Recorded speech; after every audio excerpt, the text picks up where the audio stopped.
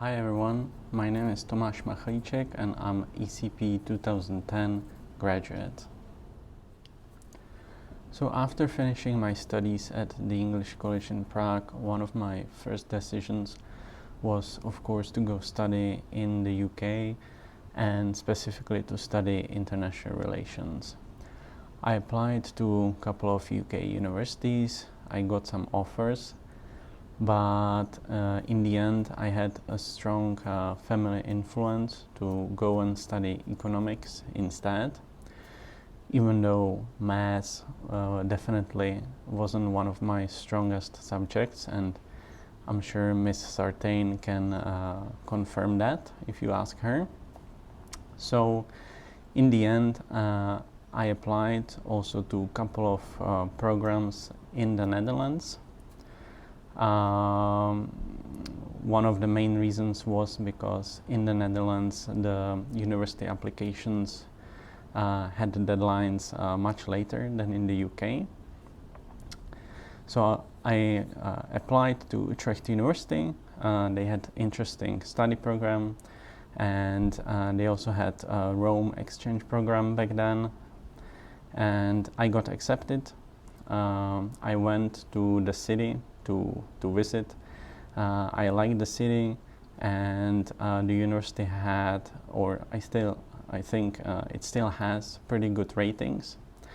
So I got accepted, and I even got accepted for the Rome exchange program, which in the end actually I didn't go to because I didn't get a good references for the Rome University. And I started my bachelor studies in the Netherlands. The teaching style there is quite different. The academic year in the Netherlands is divided into quarters, and each quarter you need to select, I think, 2 subjects, and after the quarter you already have exams and deadlines for projects for the different subjects. It's a combination of lectures and small tutorials, and the tutorials are pretty small, so there's a strong focus on the individuality of the students. And in general, at Utrecht it is a diverse group of different nationalities, so that makes it also quite interesting. There are lots of extracurricular activities. They call them committees, and Dutch students also participate in sororities and fraternities, a little bit American style. So in the spirit of the IB CAS activities, I joined different committees. I joined the International Committee, Bachelor Education Committee, and in the end I also was a member of the Faculty Council. So in my second year of the bachelor, I met a couple of master students from environmental studies, and they were setting up a project to help students in the Netherlands to repair their bikes, because this is quite a big problem in the Netherlands, where students, when their bike breaks down, they throw it away and buy a new one, second-hand one, or in the worst case they buy a new one from a junkie, which is illegal. And this group of students, they were seeking somebody to help them with accounting, financial planning, and with applications for subsidies from the university. So I recruited some of my classmates and friends from the economics program, and we established a non-profit organization called What the Feeds. We got a subsidy, and we managed to run the organization entirely on volunteers. So for 1 year I was member of the board of this organization before I left for my master studies in Maastricht. So for my master studies I decided to go to Maastricht University because I visited there a couple of times. One of my classmates from English College who also studied there. I really liked the city and I liked the master's program. So I applied for economic studies with focus on the European economic policy. Maastricht University is very much European focused. They have also a famous program in European studies, and so it was quite a good fit. At this point, I also started being focused very much on data and data analytics. I enjoyed the econometrics courses at the university, where we did lots of programming and hypothesis testing. So I think this in the end shaped also my focus on career in the future. Also around this time was when I established EduPrep company with one of my classmates from the English college. This company organized study courses for people preparing for their IB exams. We organized also university preparation workshops, helped students with university application, and did a lot of one-on-one individual tutoring.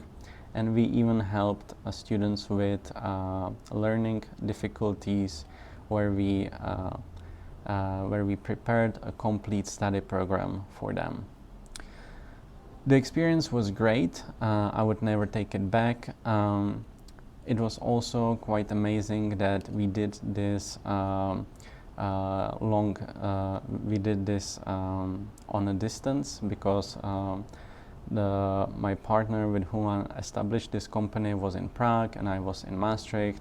So nowadays, in the spirit of coronavirus, we did everything over video calls.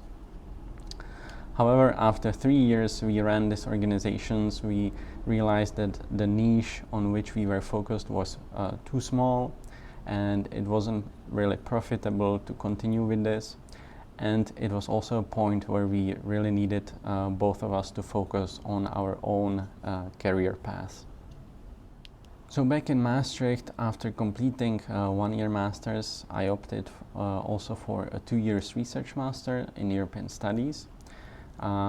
This was partly influenced by my classmates from econometrics who went on studying PhD, and also partly because I was still interested in politics.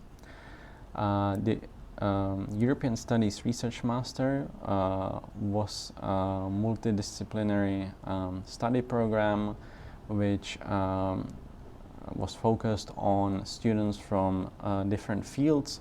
So I applied for it even though I had economic background.